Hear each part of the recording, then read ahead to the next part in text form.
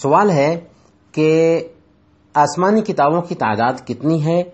اور کن کن نبیوں پر یہ کتابیں اتری تھیں؟ بنیادی طور پر ہم دیکھتے ہیں کہ اللہ رب العالمین نے انبیاء کرام کو انسانوں کی ہدایت کے لیے بھیجا تو ان پر کتابیں بھی اتاری تھیں۔ اللہ تعالیٰ نے بیان فرمایا فَإِن كَذَّبُوكَ فَقَدْ كُذِّبَ رُسُلٌ مِّن قَبْلِكَ جَاءُوا بِالْبَيِّنَاتِ وَالزُّبُرِ وَالْكِتَابِ الْمُبِينِ کہ یہ کفار مشرکین آپ کو جھٹلاتے ہیں تو اس سے پہلے بھی بہت سارے جو انبیاء آئے ہیں ان کو انہوں نے جھٹلایا تھا، حالانکہ وہ کتابیں لے کر کے آئے تھے اور روشن دلیلیں لے کر کے آئے تھے۔ تو کہنے کا مطلب یہ ہے کہ اللہ رب العالمین نے اللہ کے نبی صلی اللہ علیہ وسلم سے پہلے انبیاء کرام کو، رسولوں کو بھیجا تو ان کو کتابیں بھی دی تھی، البتہ اللہ پاک نے ان کتابوں کی تفصیل نہیں بتائی۔ اس لیے ایک بندے مومن کو چاہیے کہ یہ عقیدہ رکھے، یہ ایمان رکھے کہ اللہ پاک نے نبیوں کو بھیجا تو ان کو تعلیم بھی دی تھی، البتہ ان کتابوں میں کچھ کتابوں کا ذکر اللہ پاک نے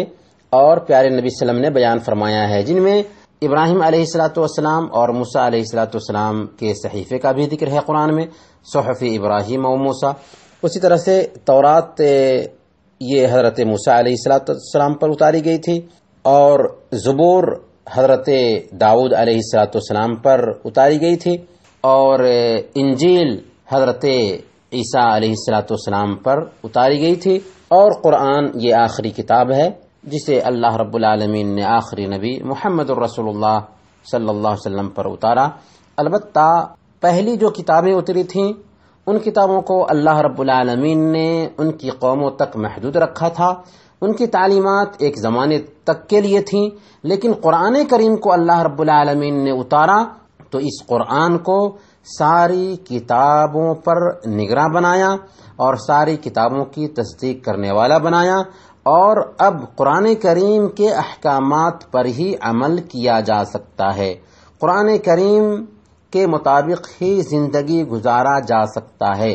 پچھلی جتنی بھی کتابیں ہیں اللہ رب العالمین نے ان کی حفاظت کی ضمانت نہیں لی تھی، اس لیے وہ کتابیں محفوظ نہیں رہیں اور ان کے ماننے والوں نے بھی اس کے اندر رد و بدل کیا، لیکن قرآن کریم کو اللہ رب العالمین نے اتارا تو اس کی حفاظت کی بھی ضمانت لے لی، اِنَّا نَحْنُ نَزَّلْنَا الذِّكْرَ وَإِنَّا لَهُ لَحَافِظُونَ کہ ہم نے ہی قرآن کو اتارا ہے اور ہم ہی اس کی حفاظت کرنے والے ہیں۔ تو بنیادی طور پر یہ 5 کتابیں ٹھہرتی ہیں، ابراہیم اور موسیٰ کے صحیفے، تورات، زبور،